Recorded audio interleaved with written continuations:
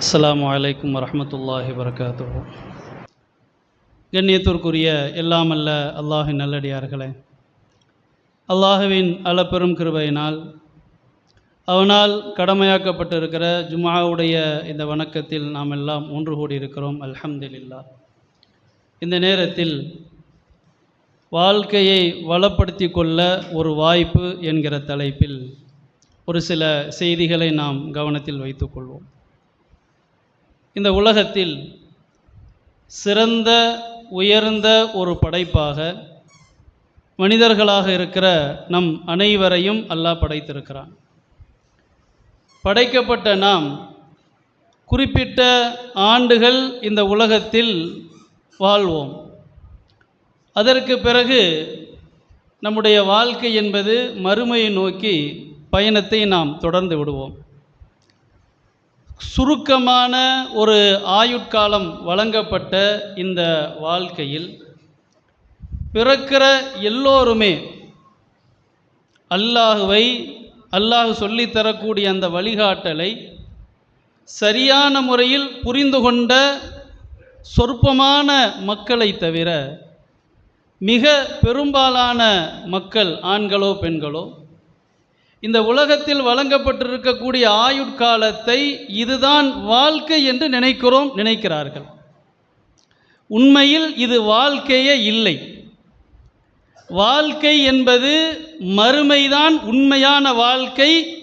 வாழ்க்கை என்கிற வார்த்தைக்கான முழு தகுதி மறுமைக்கு மட்டும்தான் இருக்கிறது.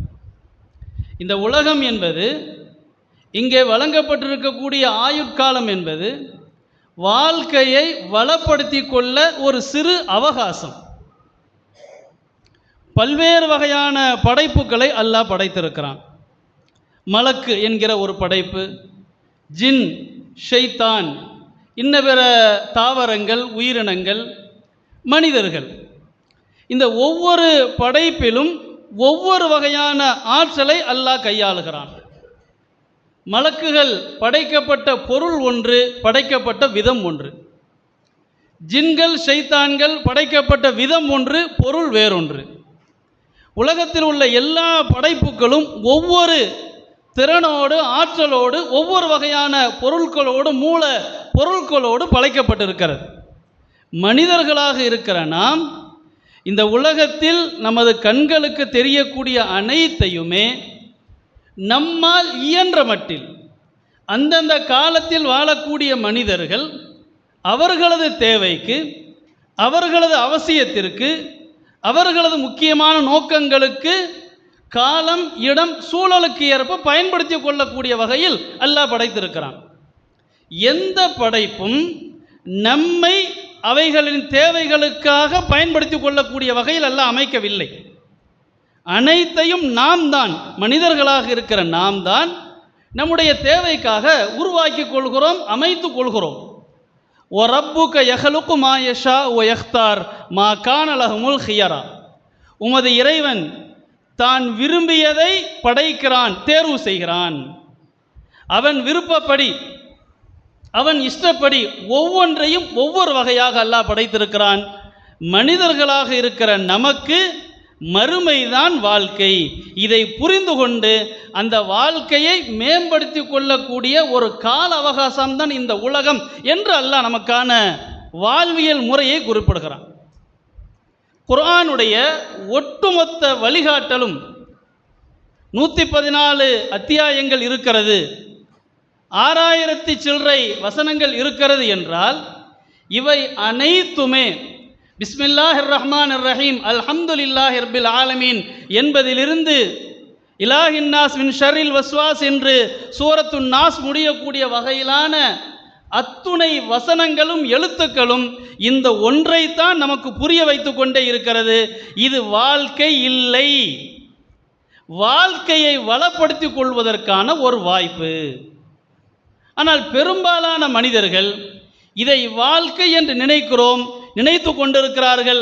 அதன் பின்னால் ஓடி ஓடி ஓடி அல்லாஹ் சொல்லித்தரக்கூடிய வரைமுறைகள் என்ன, அல்லாஹ்வின் தூதர் வாழ்ந்து காட்டிய அந்த முறை என்ன என்பதையெல்லாம் ஒரு ஓரமாக தள்ளி வைத்துவிட்டு எப்படி வாழ வேண்டும் என்பதை புரிந்தாலும் கேட்டாலும் உள்ளத்தில் ஏற்றுக்கொண்டாலும் அதையெல்லாம் புறந்தள்ளிவிட்டு ஒரே ஒரு காரணம், இன்னைக்கு இருக்கக்கூடிய வேகமான உலகத்தில் நம்மால் இயன்ற மட்டில் அனுபவித்து விட வேண்டும். எவ்வளவு மனித உரிமை மீறல்கள், எவ்வளவு வகையான அநியாயங்கள், அநீதிகள் நடக்கக்கூடிய கொலைகளுக்கு ஏதாவது ஒரு காரணம் இருக்கிறதா ஊர் உலகத்தில்? இன்றைக்கு தமிழ்நாட்டில் அல்லது இந்தியாவில் உலகத்தின் எந்த பகுதியிலும் பெண்கள் நிம்மதியாக வெளியே வந்துவிட்டு வீட்டிற்குள் செல்லக்கூடிய ஒரு நிலை காணப்படுகிறதா என்றால் அவரவருக்குரிய சுயநலன், அவரவருக்குரிய தேவை, அவரவர் தமது கட்டுப்பாட்டை இழந்து எனது மன விருப்பத்தின் அடிப்படையில் செய்ய வேண்டியதை நான் செய்தே தீருவேன்.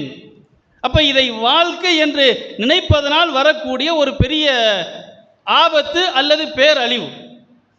மறுமைதான் உண்மையான வாழ்க்கை. உண்மையில் இதுதான் வாழ்க்கை என்று சொன்னால் ஆசைப்பட்ட ஒவ்வொன்றையும் சரியான முறையில் ஒரு மனிதன் நிறைவேற்றி விட வேண்டும் அல்லது அடைந்து விட வேண்டும். ஆசைப்படுகிற ஒவ்வொன்றை 2025 வாழ்கிறோம். 2035 நான் இப்படி இருக்க வேண்டும் என்று யாராவது ஒருவர் எழுதி வைத்து ஒரு அக்ரிமெண்ட் போட்டு அதை சரியான முறையில் அடைந்து விடுகிறாரா என்றால் இல்லை. அந்த நிமிடம் வரைக்கும் அவருக்கு உறுதி இருக்காது. 10 ஆண்டுகளுக்கு பிறகு நான் இன்ன நிலையை அடைவேன் என்று ஒரு உறுதி பத்திரம் எழுதி வைத்துக்கொண்டு அதை 100% அடைந்து விடுவார் என்று எந்த மனிதனாவது சொல்லிவிட முடியுமா? வாழ்ந்து ஒரு இடத்திற்கு வந்த பிறகு நான் இப்படியெல்லாம் அன்னைக்கு நினைச்சேன் என்று சொல்வோம். இப்படியெல்லாம் நான் கற்பனை பண்ணேன், இப்படியெல்லாம் நான் உழைச்சேன், முயற்சி பண்ணேன் என்று கடந்த காலத்தை சொல்வோம். வரும் காலத்தில், எதிர்காலத்தில் இந்த நிலையை நான் அடைந்தே தீருவேன் என்று எந்த மனிதனாவது ஆணோ பெண்ணோ சொல்ல முடியுமா? அவ்வளோ வேண்டாம். ஒரு நிறை மாத கர்ப்பிணி பெண் மதியம் 2 மணிக்கு உங்களுக்கு பிரசவம் ஏற்படும் என்று மருத்துவர் 10 மாதமாக சொல்லி கொண்டு இருக்கிறார். எல்லா வகையான டெஸ்ட் மூலம், மருந்து மூலம் சொல்லிக்கொண்டே இருக்கிறார். 2 மணிக்கு புள்ள பிறந்துடும் என்று சொன்னாலும் கேட்டாலும் அந்த மருத்துவருக்கும் பிரசவிக்கிற அந்த பெண்ணுக்கும் உறுதியை சொல்லிவிட முடியுமா? நான் ஆரோக்கியமான முறையில் புள்ளை பெற்றுவிட்டு வீட்டிற்கு போய் சேர்ந்து விடுவேன் என்று. அப்ப நாம் எதையுமே இதை செய்து முடித்து காட்டுவேன் என்று எந்த மனிதனாலும் சொல்ல முடியாது. அப்ப என்ன விளங்குது? நாம் விரும்பியதையெல்லாம் செய்யக்கூடிய வகையில் அல்லாஹ் இதை வைக்கவில்லை. விரும்பியதையெல்லாம் செய்யக்கூடிய, அனுபவிக்கக்கூடிய வாழ்க்கை என்று ஒன்று உண்டு. அதற்காக உங்களை நீங்கள் தயார்படுத்திக் கொள்ளுங்கள், உங்களை நீங்கள் ஆயத்தப்படுத்திக் கொள்ளுங்கள். அதற்குத்தான் இந்த வாழ்க்கை என்றுதான் அல்லாஹ் குர்ஆனில் பல வகையான வசனங்களில் குறிப்பிடுகிறான். ஒரு வசனத்தில் அல்லாஹ் சொல்கிறான், ஒமா ஹாதிஹில் ஹயாத்துத் துன்யா இல்லா லஹுவும் வலஇபு வ இன்ன தாரல் ஆஹிரா லஹியல் ஹயவான். இந்த உலகம் வீண் விளையாட்டை தவிர வேறில்லை. இந்த உலகம் வீண் விளையாட்டை தவிர வேறில்லை. வாழ்க்கை என்றால் அது மறுமைதான் வாழ்க்கை. லவ் கானு யாலமூன், இந்த மக்கள் புரிந்து கொள்ள வேண்டும். இந்த ஒரு வசனம் ஒட்டுமொத்த ஆயுட்காலத்தையும் நமக்கு சொல்லி தந்து விடுகிறது. நாம் 80 ஆண்டு காலம் வாழ்ந்தாலும் 100 ஆண்டு காலம் வாழ்ந்தாலும் இது அனைத்துமே வீணானவை, விளையாட்டானவை. இதற்கென்று ஒரு பொருள் அல்லாஹ்விடத்தில் இல்லை. அல்லாஹ் வாழ்க்கை என்று மதிப்பது, வாழ்க்கை என்று சொல்வது மறுமையைத்தான். அதை நம்மால் புரிந்து கொள்ள முடிகிறதா என்றால் புரிந்து கொள்ள முடியவில்லை. ஏனென்றால் புரிந்து கொள்ளக்கூடிய அளவிற்கு அறிவு, மூளை வழங்கப்படவில்லை. அதை புரிந்து கொள்ளக்கூடிய அளவிற்கான அறிவு வழங்கப்படவில்லை எந்த மனிதனும். அதனால்தான் குர்ஆன் பேசுகிறது. அதனால்தான் அல்லாஹ்வுடைய வார்த்தை நமக்கு சொல்லிக் கொண்டே இருக்கிறது. புரிகிற அளவுக்கு உங்களுக்கு இல்லப்பா, ஆனால் உண்மையில் அதுதான் வாழ்க்கை, ஏற்றுக்கொள். இந்த இடத்தில் சபையில் மலக்கு இருக்கிறார். நம்ம அறிவு இதை புரிந்து கொள்ள முடியுமா? ஸ்கேன் பண்ணி பார்த்துட முடியுமா? எத்தனை ஸ்கேன் மிஷின்கள் இருக்கிறதோ அனைத்தையும் வைத்து இந்த இடத்தில் இருக்கிற மலக்கை நம்மால் கண்டுபிடிக்க முடியுமா? தோல் புஜத்தில் இங்கும் இங்கும் மலக்குகள் இருக்கிறார்கள். எத்தனை வகையான அறுவை சிகிச்சை செய்தாலும் அதை கண்டுபிடித்து விட முடியுமா? இருப்பது சத்தியம், ஆனால் புரிந்து கொள்ளக்கூடிய அந்த பக்குவம், அறிவு இல்லை. இப்போ உண்மையான வாழ்க்கை என்பது மறுமைதான். அதை உங்களது அறிவால் புத்தியால் மூளையால் புரிந்து கொள்ள முடியாது. குர்ஆன் சொல்வதை கேளுங்கள். இதைத்தான் அல்லாஹ் நமக்கு அடிப்படையாக சொல்லி தருகிறான். உலகத்தில் உள்ள எல்லா படைப்புகளையும் பாருங்கள், அந்த படைப்பு முழுமை பெறுவதற்கென்று ஒரு கால அவகாசம் இருக்கிறது. நாம் வீட்டில் சமைக்கக்கூடிய பொருளிலிருந்து நாம் பயன்படுத்தக்கூடிய பொருள் வரை, ஒரு செருப்பை நாம் அணிகிறோம். செருப்பு என்கிற முழு வடிவம் வருவதற்கு அதற்கென்று சில செயல் திட்டங்கள், பொருட்கள் இருக்கிறது. அது முழுமையடைந்து விற்பனைக்கு வருவதற்கு ஒரு கால அவகாசம் இருக்கிறது.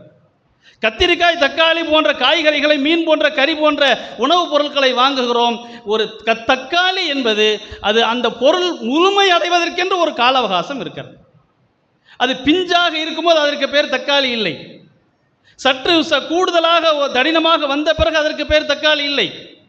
அது முழுமையடைந்த பிறகுதான் அது பயன்பாட்டிற்குரிய அந்த பொருள் அதற்கு வருகிறது.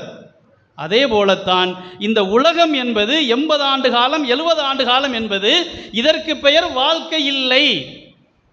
இது கொஞ்சம் கொஞ்சமாக எப்படி ஒரு தக்காளி அடுத்த கட்ட நிலையை கடந்து ஒரு மாதத்தில் 40 நாளில், ஒரு 1.5 மாதத்தில் ஒரு முழுமை பெறுகிறதோ, ஒவ்வொரு பொருளும் அதற்கேற்ற கால அவகாசம். அதே போல 80 ஆண்டுகளை, 60 ஆண்டுகளை நீங்கள் சன்னஞ்சன்னமாக கடக்கிறீர்கள். எதற்காக? வாழ்க்கை என்கிற முழுமையை நீங்கள் அடைவதற்காக. இதுதான் அடிப்படையான ஒன்று. இப்போ இந்த சன்னஞ்சன்னமாக கடக்கக்கூடிய விஷயங்கள் என்ன? அல்லாஹ் சொல்லுகிற அனைத்தும் நாம் ஒவ்வொரு மனிதரும் அவரவர் சூழலுக்கு ஏற்ப எதிர்கொண்டு அதை நாம் சமாளிக்க வேண்டும், செயல்படுத்த வேண்டும். அடிப்படையான ஒன்று என்ன?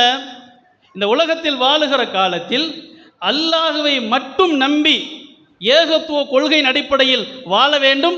அவனுக்கு எதையும் யாரையும் சமமாக, இணையாக ஆக்கக்கூடாது, நம்பக்கூடாது, செய்யக்கூடாது. அப்படி நம்பினோம் என்றால், செயல்பட்டோம் என்றால் நமக்கான வாழ்க்கை சேதாரம். ஊர் கடந்து போயிடும், உலகம் கடந்து போய்விடும். ஆனால் வாழ்க்கை என்பது கேள்விக்குறியாக, மிகப்பெரிய ஒரு சேதாரத்திற்குரியதாக மாறிவிடும். ஒவ்வொரு செயலும், இணை வைப்பு மட்டுமல்ல, அல்லாஹ் பேசுகிற ஒவ்வொரு செயலும், குர்ஆனுடைய ஒவ்வொரு வழிகாட்டலும் எதையெல்லாம் சொல்கிறதோ அது அனைத்தும் நமது வாழ்க்கையை முழுமைப்படுத்திக் கொள்வதற்கான வழிகாட்டல். உதாரணமாக 5 நேர தொழுகையை முதலாக அல்லாஹ் பேசுகிறான். முஃமின்கள் என்றால் யார் என்று அல்லாஹ் குறிப்பிடும்போது, யுகீமூனஸ் ஸலா வ யுத்தூனஸ் ஸக்கா, அவர்கள் தொழுகையை சரியாக நிறைவேற்றுவார்கள், ஜக்காத்தை கொடுப்பார்கள், நாம் வழங்கியவற்றிலிருந்து நல்வழியில் செலவிடுவார்கள். அப்போ தொழுகையை நிறைவேற்றுவார்கள் என்றால் நமது வாழ்க்கையை நாம் மேம்படுத்திக் கொள்ள, முழுமைப்படுத்திக் கொள்வதற்கான ஒரு உத்தரவு இது. நம்மை நாம் சரி செய்து கொள்வதற்கான ஒரு வழிகாட்டல். பொருளாதாரம் சார்ந்த ஒரு கடமையாக இருந்தாலும், தொழுகை என்கிற ஒரு கடமையாக இருந்தாலும், ஏதோ அல்லாவிற்கு நாம் உபகாரம் செய்ய போவதில்லை. எல்லா மனிதர்களும் சேர்ந்து அல்லாவை வணங்குவதால் அல்லாவின் ஆற்றல் ஒரு துளி அளவிற்கு கூட உயரப்போவதில்லை. என்றைக்கும் அவன் அல்லாஹ் தான். உலகத்தில் உள்ள கோடிக்கணக்கான மனிதர்களும் சேர்ந்து நீ அல்லாவே இல்லை என்று ஒட்டுமொத்த ஒரே கருத்தில் நின்றாலும் அல்லாவின் ஆற்றலில், தன்மையில், திறனில் ஒரு துளி அளவிற்கு கூட குறைய போவதில்லை. அவன் என்றைக்கும் அல்லாஹு அஹத், அல்லாஹு சமத். என்றைக்கும் ஒரே ஒருவன், நித்திய ஜீவன். அவனுக்கு எந்த தேவையும் கிடையாது. எல்லாரும் சேர்ந்து புகழ்ந்தால் தான் அவன் அல்லாவாக இருப்பான், தொழுதால் தான் அவன் அல்லாவாக இருப்பான், இல்லையானால் அவனுடைய பவர் எல்லாம் குறைஞ்சு போயிடும் என்று கிடையாது. அப்ப நாம் வணங்குகிறோம் என்றால், செயல்படுகிறோம் என்றால் அல்லாவிற்கு செய்கிற உபகாரம் அல்ல, நமது வாழ்க்கையை நாம் அடுத்தடுத்த கட்டத்திற்கு கொண்டு போய் கொண்டிருக்கிறோம். மறுமை என்கிற வாழ்க்கையை முழுமைப்படுத்தக்கூடிய முயற்சியின் ஒரு பகுதி தானே தவிர இது அல்லாவிற்கு செய்யக்கூடிய மாபெரும் அருள் அல்ல. இது மனிதர்கள் செய்யக்கூடிய அருள் அல்ல, மனிதர்கள் செய்யக்கூடிய உபகாரம் அல்ல. இப்போ நமது வாழ்க்கையை தான் நாம் முழுமைப்படுத்தி கொண்டிருக்கிறோம், மேம்படுத்தி கொண்டிருக்கிறோம். நான் மீண்டும் சொல்வது அதுதான். ஒரு பழத்தை அதன் முதல் நிலையிலிருந்து அது எப்படி வர வேண்டும் என்கிற உத்தரவு அதற்கு இருக்கிறது, அது செய்கிறது. 2 நாளில் எப்படி வர வேண்டும், 1 வாரத்தில் எப்படி மாற வேண்டும், 1 மாதத்தில் எப்படி மாற வேண்டும், அது செய்து கொண்டே இருக்கிறது. மாற்றமாக நடக்காது. நாம் மாற்றமாக நடக்கக்கூடிய வகையில் படைக்கப்பட்டிருக்கிறோம். உலகத்தில் ஒரே ஒரு படைப்பு, நாம் எப்படி படைக்கப்பட்டிருக்கிறோம்? மற்ற படைப்புகள் அனைத்தும் உத்தரவிடப்பட்டதை மாற்றி செய்ய முடியாது, மாற்றி செய்யாது. சஹ்ஹரலக்கும் மாஃபி ஸமாவாதி வ மாஃபில் அர்த் ஜமீஅம் மின்ஹு. வானங்கள் பூமியில் உள்ள அனைத்தையும் உங்களுக்கு அல்லாஹ் வசப்படுத்தி அல்லாஹ் படைத்திருக்கிறான். வசப்படுத்தி என்றால் நாம் எப்படியெல்லாம் அதை உருவாக்குறோம் அப்படி மாறிக்கிறோம். அது எப்படி உருவாக்க விரும்புகிறோம் அப்படி மாறிக்கொள்ளும். அரிசியை பருப்பை எடுத்துக்கொண்டு என்ன வேணும் சமைக்கலாம். பிரியாணியும் போடலாம், கஞ்சியும் போடலாம், தோசையும் போடலாம், இட்லியும் போடலாம், ரொட்டியும் போடலாம், எதுவும் போடலாம். அது மாறிக்கொண்டே இருக்கும், உனக்கேற்ப மாறும். அது தன்னை எதிர்த்து பேசாது. நான் இதற்காக படைக்கப்பட்டவன், என்னை நீ இப்படி பயன்படுத்தக்கூடாது என்று சொல்லாது. ஏன்? அல்லாஹ் அப்படி தான் படைச்சிருக்கிறான். நாம் அப்படி படைக்கப்படவில்லை. ஒரு விஷயம் சொல்லப்படுகிறது என்றால் ஏன், எதற்கு, ஏன் செய்யணும் என்று கேட்கக்கூடிய ஒரு பகுத்தறிவு நமக்கு வழங்கப்பட்டிருக்கிறது. பருப்புக்கும் காய்கறிக்கும் சூரியனுக்கும் சந்திரனுக்கும் சொர்க்கம் நரகம் இல்லை, கேள்வி கணக்கு இல்லை. மனிதர்களுக்கு மட்டும்தான் கேள்வி கணக்கு உண்டு. 80 ஆண்டு கால ஆயுட்காலத்தை எப்படி நீ பயன்படுத்தினாய், இந்த கேள்வி உண்டு. அவைகளுக்கு அந்த கேள்வி இல்லை. அதனால தான் எதுவுமே பாருங்க, எந்த படைப்பையும் நீங்கள் யோசித்து பாருங்கள். மழை பெய்தது என்றால் அடுத்த ஒரு 2 நாளில், ஒரு வாரத்தில் காய்ந்து போன பூமி பசுமையாக மாறும். யார் உத்தரவிட்டார்கள்? படைச்சவன் ஏற்பாடு, அவ்வளவுதான். எத்தனை தான் புடுங்கி அந்த மாடுகள் தின்றாலும், ஆடுகள் தின்றாலும், அல்லது நம்ம வெட்டி போட்டாலும் வளர்ந்துக்கிட்டே இருக்குதா இல்லையா? காலி நிலத்தில் எப்படி வளருது? அது அல்லாஹ் அப்படி வைத்து விட்டான், அவ்வளவுதான். நடக்க வேண்டும் என்பது அல்லாஹ்வின் ஏற்பாடு. நம்ம தலையில மொட்டடிச்சா தானா முடி வந்துக்கிட்டே இருக்குதா இல்லையா? மீச வளருதா இல்லையா? ஆனால் பல்லு உளுந்தா தானா வளருதா குறிப்பிட்ட வயசுக்கு பிறகு? இல்லை. அப்போ ஒவ்வொன்றுக்கும் ஒரு வகையான படைப்பின் அமைப்பை ரப்பு வைத்திருக்கிறான். நமக்கு அல்லாஹ் வைத்திருக்கக்கூடியது இந்த உலகத்தின் ஆயுட்காலத்தை, ஒவ்வொன்றையும் செய்யக்கூடிய, தவிர்க்கக்கூடிய ஒவ்வொரு விஷயத்தையும் இது என் வாழ்க்கை எப்படி பாதிக்கும் என்று யோசியுங்கள். இங்கே பல பேர் கேட்பாங்க, முஸ்லீம் அல்லாத மக்கள் அல்லது முஸ்லீம்களிலேயே இஸ்லாத்தை பற்றி, குர்ஆனை பற்றி புரியாத மக்கள், அல்லாஹ் வணங்குறது தானே உம்ரா போனாங்க, எதுக்காங்க ஆக்சிடென்ட்ல மூத்தா போனாங்க? அப்போ ஒரு 10 நாளைக்கு இந்த நினைச்சு இல்லையா, ஒரு 40 பேர்கிட்ட என்ன செஞ்சுட்டாங்க? உம்ராவுக்கு போன பயணிகள் மரணித்து விட்டார்கள் விபத்தில். அல்லாஹ்வுக்கு தெரியாதா? வாழ்க்கையே இதுதான். இழப்பு வரும், சங்கடம் வரும், மகிழ்ச்சி வரும், பாதிப்பு வரும். இவை அனைத்துமே உனது வாழ்க்கைக்கான ஒரு முன்னேற்பாடு. இது அடுத்தடுத்த கட்டத்தை ஒவ்வொன்றையும், மரணம் என்பது ஏற்படும். அதை உன் உறவினர்கள் எப்படி எடுத்துக்கொள்கிறார்கள், அது அவர்களுக்கான ஒரு மறுமை வாழ்க்கைக்கான ஒரு ஏற்பாடு. ஒருவருக்கு கைகால் உடையும், மீதி உள்ள காலத்தை நீ எப்படி எதிர்கொள்கிறாய் என்பதற்கான ஒரு ஏற்பாடு. ஒட்டுமொத்த ஆயுட்காலமும் வாழ்நாளும் மறுமை என்கிற வாழ்க்கையை முழுமைப்படுத்துவதற்கான, மேம்படுத்திக் கொள்வதற்கான ஒரு வாய்ப்பை தவிர இது மட்டும் வாழ்க்கை இல்லை. இப்போ குர்ஆன் பேசக்கூடிய எல்லா வழிகாட்டலும், உதாரணமாக பெற்றோர்களுக்கு நல்ல உபகாரம் செய்யுங்கள், அவர்களுக்கு செய்ய வேண்டிய கடமையை செய்யுங்கள். குறிப்பாக வயதான காலத்தில் அவர்களோடு மரியாதையோடு, கண்ணியத்தோடு நீங்கள் நடந்து கொள்ளுங்கள். அலட்சியமோ உதாசீனமோ செய்து விடாதீர்கள் என்பதை ஒரு ஆரம்ப பள்ளிக்கூடத்து பிள்ளைக்கு பாடம் எடுப்பதை போன்று அல்லாஹ் சொல்லித் தருகிறான். அல்லாஹ் தஅபுது இல்லா இய்யா, அல்லாஹ்வை தவிர நீங்கள் யாரையும் எதையும் வணங்காதீர்கள். வபில் வாலிதைனி இஹ்சானா, பெற்றோர்களுக்கு நல்லுபகாரம் செய்யுங்கள். இம்மா யபுலுகன்ன இந்தகல் கிபர் அஹதுஹுமா அவ் கிலாஹுமா ஃபலா தகுல்லஹுமா உஃப் வலா தன்ஹர்ஹுமா வகுல்லஹுமா கௌலன் கரீமா. பெற்றோர் இருவரில் ஒருவர் அல்லது இருவரோ வயதான நிலையை அடைந்து விட்டால் அவர்களை பார்த்து ஒரு அருவருக்கு தகுந்த ஒரு வார்த்தை கூட, சீ என்கிற ஒரு வார்த்தை கூட சொல்லிவிடாதீர்கள். சொல்லுகிற மாதிரி நடப்பார்கள். அதுதான் அதில் உள்ள அர்த்தம்.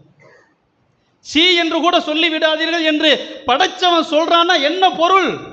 அப்படிப்பட்ட காலமும் சூழலும் அமையும். ஒலா தன்ஹருகுமா, விரட்டாதீர்கள், மிரட்டி பேசாதீர்கள். ஏன் அப்படி அல்லாஹ் சொல்றான்? நடக்கும் பாது. தக்காளி குறிப்பிட்ட காலத்தில் மாறுதில்ல, கோடை காலம் வந்தோடனே தண்ணியெல்லாம் வத்தி போவதில்ல. நான் சொல்றது நடக்குதா இல்லையா? அதே போல இந்த உலகத்தில் உள்ள அனைத்தும் நடக்கும். அதை நீ எப்படி எதிர்கொள்கிறாய், எடுத்துக்கொள்கிறாய், இதுதான் உனக்கான வாய்ப்பு. உன் வாழ்க்கையை மேம்படுத்திக் கொள்வதற்கான வாய்ப்பு இதுதான். வயதான நிலையில் பெற்றோர்கள் இருப்பார்கள். நீ சிறு குழந்தையாக இருக்கும்போது வாலிப திடகாரத்தில் இருந்தார்கள். உனக்காக எதையும் செய்தார்கள். ஆனால் நீ பெரியவனாக மாறும்போது, பெரியவளாக மாறும்போது அவர்கள் குழந்தையாக மாறிவிடுவார்கள். அனைத்திலும், பார்வை, சிந்தனை, நடை, உடை, அனைத்திலும் நீ எப்படி இருந்தே வாழ்க்கை தலைகீழ மாறும். உன்னை அவர்கள் வளர்க்கும் போது பாசத்தோடு வளர்த்தார்கள், நீ அவர்களை பராமரிக்கும் போது இரக்கத்தோடு பராமரிக்கிறியா, வாழ்க்கை சிறப்பாக அமையும். உதாசீனப்படுத்துறியா, வாழ்க்கை கேள்விக்குறியாக மாறும். ஃபலா தகுல்லஹுமா உஃப் வலா தன்ஹர்ஹுமா வகுல்லஹுமா கௌலன் கரீமா, கண்ணியமான வார்த்தை பேசு. வகுர் ரப்பிர்ஹம்ஹுமா கமா ரப்பயானி சகீரா, அவர்களிடத்தில் அல்லாஹ்விடத்தில் அவங்களுக்காக துவா செய். இறைவா, அவர்களுக்கு நீ ரஹமத் செய், அருள் செய் என்பதாக துவா செய். ஏன் இதையெல்லாம் அல்லாஹ் சொல்லித்தரான்? இதெல்லாம் நடக்கும். இப்படித்தான் இந்த உலகத்தின் இயல்பு அமைக்கப்பட்டிருக்கிறது. நினைச்ச மாதிரி எல்லாம் கடந்து போய்விட முடியாது. அதற்கென்று ஒரு கட்டுப்பாடு, ஒரு வரைமுறை உங்களுக்கு இருக்கிறது. அதை ஏற்றுக்கொள்வதா புறக்கணிப்பதா நீ முடிவு பண்ணிக்க. எடுத்து நடப்பதா உதாசீனப்படுத்துவதா, எதனாலும் செய்ப்பா, உன் இஷ்டம். உனக்கு அங்கதான் இருக்குது. மறுமையில தான் விசாரணை மன்றத்தில் தான் இருக்கிறது. நீ செய்ததற்கு கூலியா, செய்ததற்கு தண்டனையா, அங்கே தான் இருக்கிறது. இங்கே நான் டக்கு புக்குன்னு எதையும் எடுத்துட மாட்டேன், அதுக்கு ஒரு கால அவகாசம் கொடுத்துக்கிட்டு இருப்பேன் என்பதாகத்தான் நமக்கு அல்லாஹ் சொல்லி தருகிறான். அப்போ இந்த உலகம் என்பது வாழ்க்கை இல்லை. இரத்தின சுருக்கமாக இதை நாம் ஆழமாக மனதில் பதிய வைத்து கொண்டே இருக்க வேண்டும். இந்த நம்பிக்கை தான் நமக்கான வாழ்க்கை முறையை சிறப்பாக அமைக்கும். இன்றைக்கு சுயநலன் என்பது தலைவிரித்தாடுகிறதா இல்லையா? ஒவ்வொரு விஷயத்திலும் சுயநலன் தான் நம்மை வழிநடத்தி கொண்டிருக்கிறது. முஸ்லிம்களிடத்திலும் தான் நம்முடைய தேவை எனக்கு எனக்கு எனக்கு, யார் எக்கேடு கட்டு போனாலும் பரவாயில்லை என்கிற அந்த சிந்தனை தான் நம்மை வழிநடத்தி கொண்டிருக்கிறது. அது வழிநடத்தக்கூடாது. படைத்தவன் தான், மறுமைதான் என்னை வழிநடத்த வேண்டும். அந்த வேலையை குர்ஆன் நமக்கு செய்யுது. அந்த வேலை அல்லாஹ்வுடைய அந்த வார்த்தை நமக்கு புரிய வைத்து கொண்டே இருக்கிறது. சுயநலன் என்பதை அடுக்கிக் கொண்டே போகலாம். இன்றைக்கு நமது தெருக்களிலே பாருங்கள், ஒவ்வொரு தெருக்களிலும் அல்லாஹ்வின் தூதர் சொல்லித் தரக்கூடிய ஒரு உபதேசம், பொது பாதை 14 மீட்டர்கள் இருக்க வேண்டும். அல்லாஹ்வின் தூதர் சொல்லித் தருவது. பொது பாதை இருக்குது இல்லை, அவங்க சொன்ன அந்த காலத்தில் உள்ள அளவை வைத்து இன்றைக்கு பார்க்கும்போது 14 மீட்டர் அகலம் இருக்கணும். நமது ஊரில் உள்ள தெருக்கள் இருந்தது, இன்றைக்கு இருக்கிறதா? இல்லை. ஒரு 30-40 ஆண்டுகளுக்கு முன்பு 2 பகுதியிலும் லாரி வந்து செல்லக்கூடிய அளவிற்கு விசாலம் இருந்தது. திண்ணை பகுதி கொஞ்சம் வெளியே இருக்கும், அதை தாண்டி உள்ளுக்குள்ள தெருக்கதவு இருக்கும், அதற்கு பிறகு தெருவோடு இப்படி போய்கிட்டு இருக்கும். திண்ணை என்று கொஞ்சம் நீளமாக இருந்தது. அந்த திண்ணை நீட்டி இருக்கும் போது கூட 2 லாரி வந்துட்டு போகும். இன்றைக்கு ஒரு ஆட்டோ நிம்மதியாக போக முடியுதா? நேற்று முந்தானத்தை ஒரு அக்பர் தெருவில் நடந்த விபத்தை நம்ம பார்த்துருப்போம். சிசிடிவி மூலமாக வாட்ஸ்அப்பில் அனுப்பியிருக்காங்க, பார்த்துருப்போம். ஒரு சிறு பையன் பைக் வேகமாக போது அடிபட்டுட்டான். இப்போ பைக்கு சாதாரணமாக போகக்கூடிய அளவுக்கு தெருக்கள் இருக்கிறதா? நமக்கு கார் விடுறதுக்கு இடம் இருக்குதோ இல்லையோ, பைக் விடுறதுக்கு இடம் இருக்குதோ இல்லையோ, வாங்கி குமிச்சிடறோம். இல்லை, என் வீட்டு வாசனை நிப்பாட்டும், எவனும் என்னான்னு போட்டும். மழை பெஞ்சுன்னு வைங்கள, நடுவு தெருவில் தண்ணி விழும். ஆட்டோ போகும், பிள்ளைங்க போவாங்க, ஸ்கூல் சிரமப்பட்டு போவாங்க, எவனை பற்றியும் கவலை இல்லை. நடுவில் தண்ணி விழத்தான் செய்யும். கொடையை கொண்டு போனால் கொடை ஓட்ட விழுது. லட்சக்கணக்கில் வீடு, ஒரு பணத்தை போட்டு ஒரு வீடு கட்டுகிறோம். ஒரு 1000 ரூபாய்க்கு ஒரு குழாயை நேராக இழுத்து தெருவில் ரோட்டில் விடலாமா இல்லை, கீழே விடலாமா இல்லையா, அதை நாம் சிந்திப்பது இல்லை. ஏன்? நம்ம வீட்டு வாசல் தண்ணி வரக்கூடாது, அவ்வளோதான். என் வீட்டு மொட்டை மேலே தண்ணி நிற்கக்கூடாது. யார் வீட்டில் விழுந்தாலும் சரி, என்னான்னு போனாலும் சரி. சுயநலன் இல்லையா இது? அப்போ தெரு என்பது, பொது பாதை என்பது விசாலமானதாக இருக்க வேண்டும், யாருக்கும் இடையூறு இல்லாத வகையில் இருக்க வேண்டும். அது இன்றைக்கு மேலப்பாளையத்தில் நம்ம ஊரில் இருக்கிறதா? எல்லா தெருக்களையும் பாருங்கள், படி என்பது எவ்வளவு தூரம் வந்திருக்கிறது. இன்றைக்கு ஒவ்வொரு வீட்டினுடைய வாசல் என்பது படி எங்கே வந்திருக்குது? தெரு உள்ளே போயிருச்சா இல்லையா? இது அல்லாமல் ஆட்டோ விடுறது, காரை விடுறது, அதே மாதிரி ஆடு மாடை வாசலில் கட்டி வச்சுக்கிறது, இது மக்களுக்கு எவ்வளோ பெரிய இடையூறு. இது யோசிக்க வேண்டுமா இல்லையா? இது எல்லாமே நமது வாழ்க்கையை பாதிக்கும். இன்னைக்கு பாருங்க, முஸ்லீம்கள் நம்ம ஊரில் மக்கள் தொகை எந்த அளவுக்கு இருக்கிறதோ அதில் கிட்டத்தட்ட சரி பாதி அளவுக்கு மாடு மேய்ஞ்சிட்டு இருக்குதா இல்லையா ஊரில்? இந்த மாடு வாங்கி விடுறது யார்? எல்லாம் முஸ்லீம்கள் தான். மாடை வாங்கி விடுவதற்கு காரணம் என்ன? ஹஜ் பெருநாளில் பெரிய லட்சக்கணக்கில் நமக்கு சம்பாதிக்கணும், சரி, தொழில் அவங்களோட இது. ஆனால் அதற்கென்று மார்க்கம் சொல்லி தந்த வரமுறையை பேரணுமா இல்லையா? அல்லாஹ்வின் தூதர் ஸல்லல்லாஹு அலைஹி வஸல்லம் அவங்க சொல்றாங்க, ஒரு பெண் பூனையின் காரணமாக நரகத்திற்கு செல்கிறாள். ஏன்? அந்த பூனையை அவள் அதற்கான உணவையும் கொடுக்கவில்லை, அதற்கு தண்ணீரும் கொடுக்கவில்லை, கட்டி போட்டு வைத்திருந்தால், சும்மா விட்டுருந்தா கூட எங்கிட்டாச்சும் மேஞ்சாச்சும் அது தனக்கானதை தேடிக்கொண்டிருக்கும். இப்படி கொடுமை செய்ததால் நரகத்திற்குரியவளாக மாறினாள். அல்லாஹ்வின் தூதர் சொல்லித் தருவது என்ன? ஒருவர் ஒரு மிருகத்தை அல்லது ஒரு செல்ல பிராணியை, ஒரு கால்நடையை வைத்திருக்கிறார் என்றால் அதற்கென்று ஒரு கடமை இருக்கிறதா இல்லையா? தொழிலுக்காகவே இருக்கட்டும். தொழில் என்றால் என்ன? விவசாய முறை. கால்நடை என்பது விவசாயம் சார்ந்தது. விவசாயத்திற்கென்று ஒரு வரைமுறை இருக்கிறதா இல்லையா? அது எப்படி மேய்க்கணும், காலையில் எவ்வளோ உணவு கொடுக்கணும், சாயங்காலம் எவ்வளோ கொடுக்கணும் என்கிற வகையிலான ஒரு முறையெல்லாம் இருக்கிறதா இல்லையா? வருடத்திற்கு ஒரு முறை ஒரு 5000 ரூபாய்க்கு ஒரு கண்ணுக்குட்டியை வாங்கி தெருவில் விட்டுட்டு அது எங்கேனாலும் போய் என்ன வேணாலும் கழிவுகளை உருவாக்கட்டும், யாருக்கும் இடையூறு செய்யட்டும், போக்குவரத்துக்கு என்ன தொந்தரவு வந்தாலும் பரவாயில்லை, ஹஜ்ஜு பெருநாளைக்கு ஒரு மாதத்துக்கு முன்னாடி அதை பிடிச்சி கொண்டு வந்து நம்ம உட்காந்து விற்று நம்ம 60,000 ரூபாய்க்கு 70,000 ரூபாய்க்கு சம்பாதிச்சிடணும். எவ்வளோ பெரிய இடையூறுகள் இன்றைக்கு ஊரில் நடக்கிறது, எவ்வளோ விபத்துக்கள் இன்றைக்கு ஊரில் நடந்து கொண்டு இருக்கிறது. எத்தனை பசங்க பைக்கில் போகிறவங்க அடிபட்டு கீழே விழுறாங்க, பெண்கள் பாதிக்கப்படுறாங்க. தெருவில் பெண்கள் நிம்மதியாக மாட்டுக்கு முன்னாடி போக முடியுதா? எத்தனை வீட்டு தெருக்கள் வாசல்களில் அது கழிவுகளை போட்டு எவ்வளோ அசிங்கப்படுத்தி வைத்திருக்கிறது. நம்ம பள்ளி வாசலை பாருங்க, இங்கே பைக் விடுறதுக்குன்னு சொல்லி ஒரு கொட்டாய் போட்டு வச்சுருக்கிறாங்க. அதில் பூரம் பார்த்தீங்கன்னா மாடு இது போடுற கொட்டாய் மாதிரி தான் அது இருக்குது. நமக்கு வந்தவொடனே என்ன தோணும்? மாடு கொட்டாய் போல தெரியுது அப்படின்னு தோணுது. அந்த வகையில் இருக்குது. ஏன்? மாட்டை வாங்கி காசுக்காக மட்டும் பயன்படுத்தக்கூடிய முஸ்லீம்கள் அதற்கென்று ஒரு கடமை இருக்குதா இல்லையா? ஒழுங்காக தண்ணி கொடுக்கணும், ஒழுங்காக அதை மேய்க்கணும். மேய்க்கிறதுக்கென்று ஒரு முறை இருக்கிறது. காலையிலும் மாலையிலும் அதை கொண்டு போய் எங்கே மேய்க்கணும்.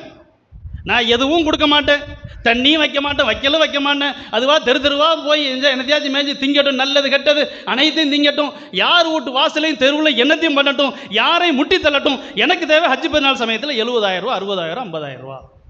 சுயநலன் இல்லையா இது? இதனால் ஏற்படுகிற பாதிப்பிற்கு அல்லாஹ்விடத்தில் பதில் சொல்லணுமா இல்லையா? ஒரு பூனை, அது செல்ல பிராணி, இது முதலீடு. ஹஜ்ஜு பெருநாள் வருமானம் வரணும் என்பதற்கு ஒரு தொழிலாக, ஒரு வியாபாரமாக செய்யக்கூடிய முஸ்லிம்கள் அதற்கென்று உள்ள ஒரு ஒழுக்கத்தை, ஒரு வழிகாட்டுதலை, நெறிமுறையை பின்பற்ற வேண்டுமா இல்லையா?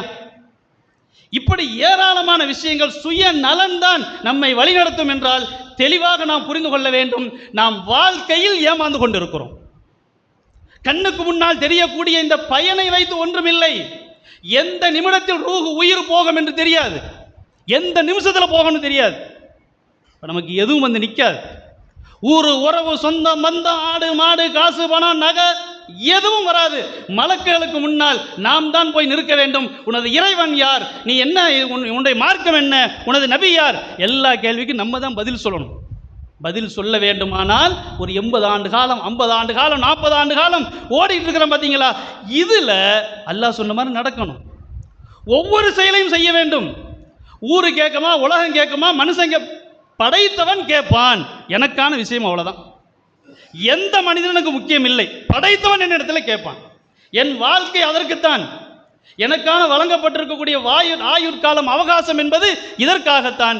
இதை நான் புரிந்து நடக்க வேண்டும் என்கிற அடிப்படையில் ஒவ்வொரு செயலையும் நடவடிக்கையும் அமைத்துக் கொள்ளும் போது நமது வாழ்க்கையை அது வெற்றிகரமானதாக, மகத்தானதாக மாற்றும்.